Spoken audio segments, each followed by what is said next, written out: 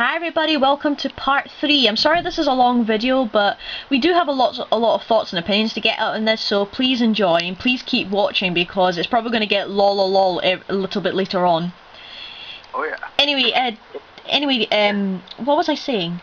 Oh yeah, the other side of the attitude I don't like is, Dr. Sinai Necros, aka Sandy, has already said I've got this wrong, but the other side of this net decking problem that I don't like is like when the deck starts to do badly, they'll sell off the cards in it or sell the whole deck off in order to get themselves a brand new one with the top cards that are winning in the meta at that time. That's something I don't understand. I can understand why people want to bling out the deck that way if they want to sell it off. I mean, some people make a lot of money out of Yu-Gi-Oh! I mean, Yu-Gi-Oh! Is a very money-orientated game. I can understand that, but again, it's something I don't understand. You know, can you not just trade for it? It's free. I mean, I do fit into the category of selling decks off, or not playing decks the moment they stop working. If you're selling it off if you're selling it off to somebody who really wants to play it and do really good with it, then yeah, fair enough, I can understand that. But for those who just want to make money out of it and don't care about or try to rip off or whatever, that's what I've got a problem with. Again, it's just, you know, just this whole attitude of I'm better than you, I know the price of this, I demand that. It's like you're a prima donna in a way, if you ask me. It's almost like when it kind of stops working, they give up too easily. I mean, for instance, people say, "Oh, sabers are dead. Oh, agents are dead." Those decks are not dead. They've just been slowed down a little. That's what I hate as well. I would disagree with you on agents, but that's my opinion. Everybody's entitled to their own personal opinion. Don't worry about it. Yeah. There's nothing wrong. As long as you don't force that opinion on other people, then you're fine. But that's the other thing. That's the other aspect of the meta game, and that I hate is when people deem decks too slow. Now, I know for a fact my Blue Eyes Dragons deck is in a lower tier than everything else, but I don't care. I do quite well with it. I'm proud of it. I've spent 10 years working on that deck. Do you see me giving it up anytime soon? No. But, sorry, Josh, you go ahead. A deck I would like to give attention to is Quick Draw Yugioh. Oh yes, I love that deck. I've seen Dark Cell 1989 here show that deck and play that deck. It looked like a load of fun. It would be a load of fun if I got to play against it more. Well, Darkness Cell, do you want to take us through? Do you want to take us through briefly what the Yugioh Quick Draw was about? Because I'm a little bit vague on that. Basically, it was, I got really bored one day and did a combination of kind of like a meta deck but thrown in the Yugioh engine as well. Just something a bit of fun to play with and something different from what was going on at the time. This is when X-Sabers were really big and Infinities were around, and it was just something different to play, and it was a bit of fun, just, you know, takes a bit more laid back at the game at the time. Oh, but wow. And who here votes Darkness Elf should rebuild that deck? Because I do. Me!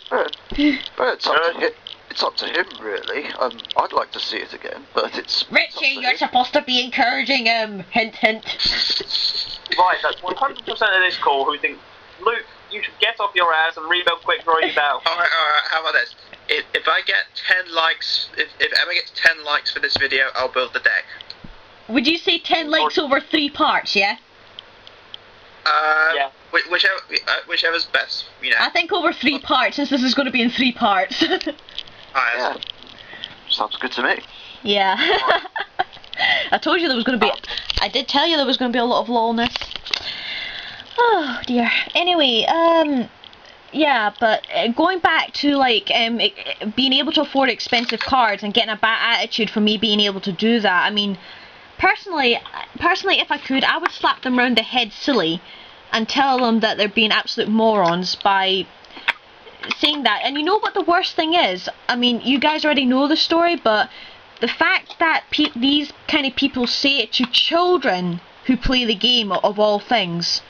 Now, children are not adults. They can't pay for their own cards, and even to some extent, their parents can't pay for some cards. So when you go up to a kid with that kind of deck or attitude, and you beat them or whatever, and then you say really nasty, you're too poor to play the game because they don't have certain meta cards or whatever,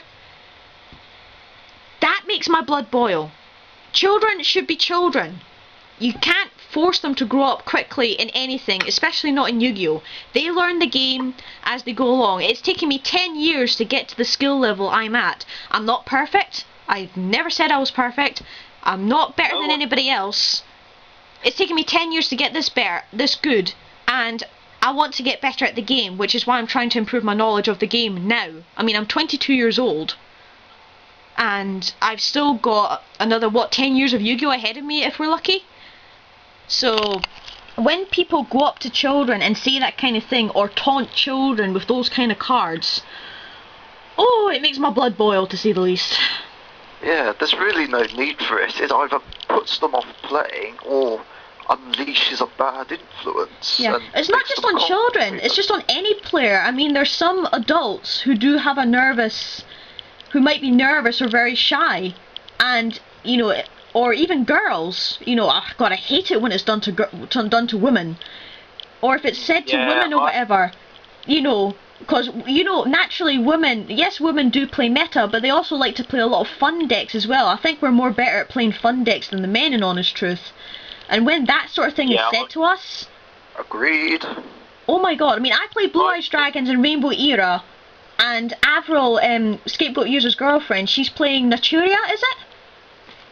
She's playing Scraps at the minute, but they're not guaranteed. She's playing... Yeah, see... I will definitely say I've got into a few implications with a few certain people at my locals for them insulting Avril and her way, especially with certain decks she plays, and it has ended with a few people not coming back to locals. But really, if they are going to get coffee and insult my midges and say it's bored to quit the game, I will punch them in the face. Yeah. What about you guys? What do you think of, like, people targeting with these kind of decks or cards, with the money to afford these, targeting like kids, women, or just shy players in general?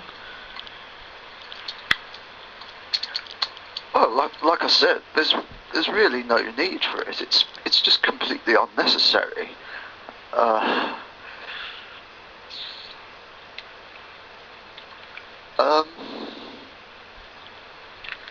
What about you, Darkness L? What do you think?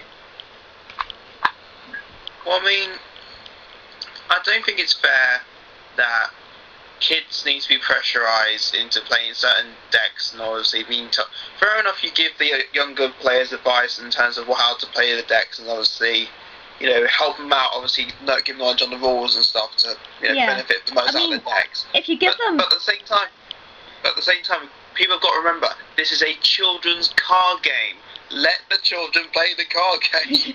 Exactly. You know? Yeah. I mean, if you give a child a meta deck to play with, then I've got nothing wrong with that. If they want to test it out for themselves, if they want to see how the competitive side works, I've got nothing against that. But it's when you try to force these principles on other players who don't want to play it. It's like, you know, I'm constantly getting people telling me to run Hopeless Disaster or Chaos build. And it's like, no, because I'm me. I play the deck I want to play. You know, I mean, I don't mind suggestions or constructive criticism about the decks and everything, but if you go as far as to dictate to me about how I should run my deck, that's when I'll get pissed off. Excuse my language, but I'm just being truly honest. One of my favourite comments to you has always been, run Red Eyes Darkness Metal Dragon. I never get tired of seeing that on your video, honestly. I know. I never get tired of it, because I never get tired of your rant back at them. I know. Well, eventually, now I redirect everybody to the Q&A videos. If you want to know why I don't run Red Eyes or certain other cards in some of my decks and everything. Right, anyway guys, have you got any of the last things to say on the subject in general before I end the video, or...? Infinity Barrier is overpriced.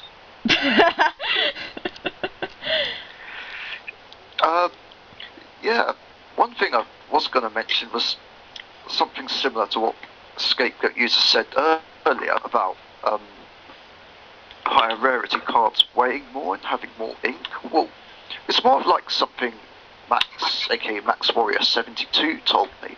Apparently, there's players who hollow decks out because the rarer the card is, the more chance, the more likely it is that you're bound to draw it. Isn't that Basically. cheating? Yeah, basically, you can't just stuck him. In other words, it's called it's called cheating. Deal with it. You would think it, but technically it's not cheating, because at the end of the day, they're still real cards. Yeah, I know, but at the same time, if you know you're going to draw a hollow, you could probably give a guess as to what hollow it could be. I mean, to me, that screams cheating. I'm sorry, Exactly. You're probably thinking I'm overreacting on this, but I don't like cheaters, and I don't like anything that suggests cheating. I mean, you could say I'm wrong about this, but that screams to me cheating, and I don't like that. I can give a good example. Okay, what about? I have 5 of Exodia. Yeah. What about you, Darkness L? Do you have any last minute thoughts? Well, again, the whole thing with the whole hollow card thing was you can certainly stack a bit more easier with high rarity cards because they weigh more, so you know you can pretty much like you said, guarantee you're getting to them easier. Yeah. But at the same time, you know, because certain events do actually say you're not allowed to use certain rarities of cards because of apparently people can, because like parallel rares, they actually tend to bend more, so you can recognise them more if you're going to draw it. Oh dear, that definitely screams cheating to me. Yeah. Well, anyway, guys. For regards to parallel rares, check out the Gadget Guru. He's got a good video on how to not get stacked with high rarity cards. Alright. So it's, yeah. Not too bad. Anyway, guys, I'm going to have to cut it there because I'm going to run out of film in a minute. Anyway, guys, I hope you really enjoyed that. This was just our thoughts and opinions on this topic. Why do people bling out their deck? If you want to comment, just post down in the comments below and everything. And from me, Emma Blue Eyes 10 and Darkertician. Good night, everybody. Darkness L 1989. Peace all. And Scapegoat User. Ah! We're all signing out. Take care, everybody. See ya. Bye. There's.